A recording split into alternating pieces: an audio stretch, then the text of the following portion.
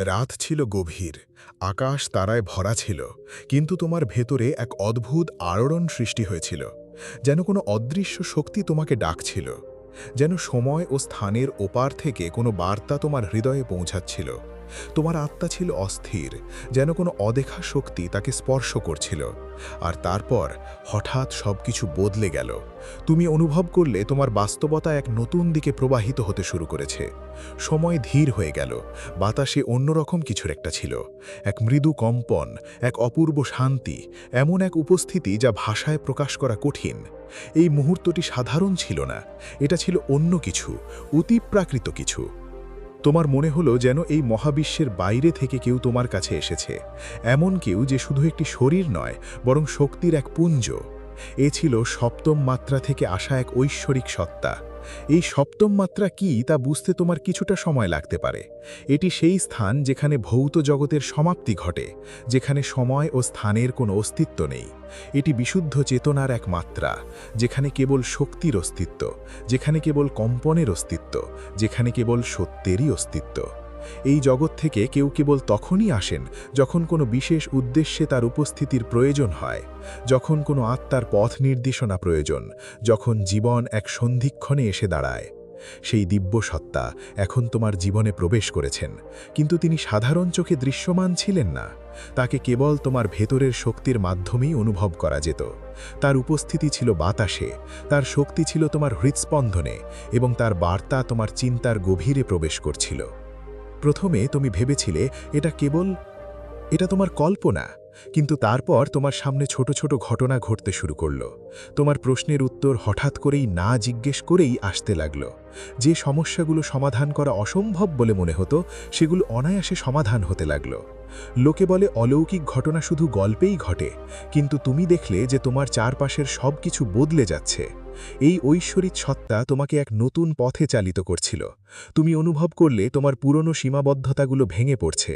যে জিনিসগুলোকে তুমি ভয় পেতে সেগুলো এখন তোমার কাছে ছোট মনে হতে লাগলো। যে সমস্যাগুলো তোমাকে বছরের পর বছর ধরে জড়িয়ে রেখেছিল, সেগুলো এখন স্পষ্ট হয়ে উঠছিল। তোমার ভেতরে এক নতুন শক্তি জেগে উঠছিল, এমন এক শক্তি যা তুমি আগে কখনো অনুভব করনি। মনে হচ্ছিল যেন তোমার আত্মার ভেতরে একটি আলো জ্বলে উঠেছে। তুমি বুঝতে পারলে যে এই ঐশ্বরিক সত্তা কোনো আলাদা সত্তা নয়, সে তোমার ভেতরেই ছিল। সে ছিল তোমার উচ্চতর চেতনা, যা এখন তোমার সাথে যোগাযোগ করছিল। যখনই তুমি নীরবতায় বসতে, যখনই তুমি অন্তরে তাকাতে, এই শক্তি তোমাকে ঘিরে ধরত। এটি তোমাকে পথ দেখাতো, তোমার সন্দেহ দূর করত। এখন তোমার হৃদয় এক নতুন স্পন্দনে পূর্ণ ছিল। তুমি একই ছিলে, তবুও কিছু একটা বদলে গিয়েছিল। তোমার দৃষ্টি আরও গভীর হয়েছিল, তোমার আত্মা হালকা অনুভব করছিল। এখন সবকিছু যেন এক নতুন অর্থ খুঁজে পেল। বাতাসের প্রবাহ, পাখির উড়ান, আকাশের রং, এমনকি আগে কখনো না দেখা মানুষের হাসিও। সপ্তম মাত্রা থেকে আগত এই দিব্য সত্তা তোমার ভেতর থেকে জগৎকে দেখার শক্তি জাগিয়ে তুলেছিল। তুমি উপলব্ধি করলে যে আগে তুমি কেবল উপরিভাগটাই দেখতে, কিন্তু এখন তোমার দৃষ্টি সবকিছুর গভীরে পৌঁছাতে শুরু করলো। তুমি শুধু শব্দই শুনতে পাচ্ছ না, বরং তার আড়ালে লুকিয়ে থাকা আবেগগুলোও বুঝতে পারছো। তুমি শুধু ঘটনাই দেখতে পাচ্ছ না, বরং তার আড়ালে লুকিয়ে থাকা বার্তাগুলোও পড়তে শুরু করেছ। এখন তোমার আত্মা সেই বন্ধন থেকে মুক্ত হচ্ছিল, যা তোমাকে বছরের পর বছর ধরে আটকে রেখেছিল। তুমি অনুভব করলে যে এক চিরন্তন শান্তি তোমার অন্তরে বাসা বেঁধেছে, এমন এক শান্তি যাকে বাইরের জগতের উত্থান পতন নাড়াতে পারে না। এ ছিল সেই একই শান্তি যা মহান ঋষি এবং জ্ঞানপ্রাপ্ত আত্মারা অনুভব করেছিলেন। এ ছিল সেই একই শান্তি যা মানুষ শতাব্দীর পর শতাব্দী ধরে খুঁজে চলেছে। কিন্তু তোমাকে বাইরে তা খুঁজতে হয়নি, কারণ তা তোমার ভেতরেই ছিল, এবং এই ঐশ্বরিক সত্তা তোমাকে তা দেখতে সাহায্য করেছিল। তোমার শুধু তা চেনার প্রয়োজন ছিল। এখন তোমার পথ চলা। এটা কোনো সাধারণ পদক্ষেপ ছিল না, এটা ছিল মহাবিশ্বের সাথে একাত্ম। তোমার প্রতিটি শ্বাস এক গভীরতর সত্যের সাথে সংযুক্ত ছিল। যখন তুমি কোনো সিদ্ধান্ত নিতে, তার সন্দেহে পূর্ণ থাকত না, বরং থাকত স্বচ্ছতায়। যখন তুমি কথা বলতে, তোমার কথায় শুধু ধ্বনিই নয়, শক্তিও থাকত। এমন এক শক্তি যা শ্রোতার হৃদয়কে স্পর্শ করত। তুমি বুঝতে শুরু করেছিলে যে মহাবিশ্ব কেবল এক বিশাল শূন্যতা নয়, এটি এক জীবন্ত চেতনা যা প্রতি মুহূর্তে আমাদের সাথে যোগাযোগ করে।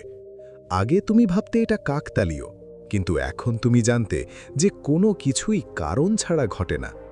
তোমার জীবনের প্রতিটি ঘটনা, প্রতিটি অভিজ্ঞতা, তোমার সাথে দেখা হওয়া প্রতিটি মানুষ, সব কিছুর পেছনেই এক গভীরতর পরিকল্পনা ছিল, যা তোমার আত্মা এখন চিনতে শুরু করেছিল। মহাবিশ্ব তোমাকে বলতে চেয়েছিল যে এখন যখন তুমি কোনো সমস্যার মুখোমুখি হবে, তোমার প্রথম চিন্তা যেন দুশ্চিন্তা না হয়। তোমার প্রথম চিন্তা হবে যে এর মধ্যে নিশ্চয়ই কোনো লুকোনো বার্তা আছে। এখন যখন কোনো বাধা এলো, আপনি তাকে ভয় হিসেবে নয়, বরং একটি নতুন দরজা হিসেবে দেখলেন। এখন যখন কষ্ট এলো, আপনি তাকে শুধু যন্ত্রণা হিসেবে নয়, বরং একটি নতুন শিক্ষা হিসেবে দেখলেন। এই রূপান্তর আপনার ভেতরেই থেমে থাকেনি। এখন এই শক্তি আপনার চারপাশে ছড়িয়ে পড়তে শুরু করল। আপনার সাথে যাদের দেখা হতো, তারা কেবল আপনার উপস্থিতিতেই স্বস্তি পেত। যারা আগে শুধু আপনার সাথেই কথা বলতো, এখন তারা আপনার কাছ থেকে পথনির্দেশ চাইতে শুরু করল। যারা আগে তাদের জীবনে কোনো অর্থ খুঁজে পেত না, এখন তারা আপনার কথায় উত্তর খুঁজে পেতে শুরু করল। এখন আপনি আর শুধু একজন সাধারণ মানুষ নন, এখন আপনি নিজেই একটি আলো হয়ে উঠেছেন। এটাই সেই অবস্থা যার জন্যে আত্মার জন্ম হয়, এবং আপনি তা অর্জন করেছেন। সুতরাং আপনাকে শুধু এটি অনুভব করতে এবং জানতে হতো। এটি আপনার সাথে ঘটা যাওয়া একটি ঐশিক ঘটনা ছিল। আপনার আত্মার জন্ম সফল হয়েছিল, যদি আপনি এটি চিনতে পারেন, অনুভব করতে পারেন। তাই আজকের বার্তায় মহাবিশ্ব আপনাকে এটাই বলতে চায়, এটি আন্তরিকভাবে গ্রহণ করুন এবং আপনার জীবনে এটি বাস্তবায়ন করার জন্যে যথাসাধ্য চেষ্টা করুন। তো প্রিয় বন্ধুরা, আজ মহাবিশ্বের পক্ষ থেকে এটি ছিল একটি খুব বিশেষ বার্তা, শুধুমাত্র আপনাদের জন্যে। যদি এই বার্তাটি আপনাকে সামান্যও প্রভাবিত করে থাকে, তবে দয়া করে আমাদের কমেন্ট সেকশনে জানান, এবং এই ধরনের আরও মহাজাগতিক বার্তার জন্যে আমাদের চ্যানেলটি সাবস্ক্রাইব করুন। আপনি যদি চ্যানেলে নতুনও হন, সাবস্ক্রাইব করতে ভুলবেন না। পরবর্তী ভিডিওতে দেখা হবে। ততক্ষণ পর্যন্ত খুশি থাকুন এবং নিজের যত্ন নিন, এবং এই ঐশিক বার্তাটি আপনার বন্ধুদের সাথে শেয়ার করুন।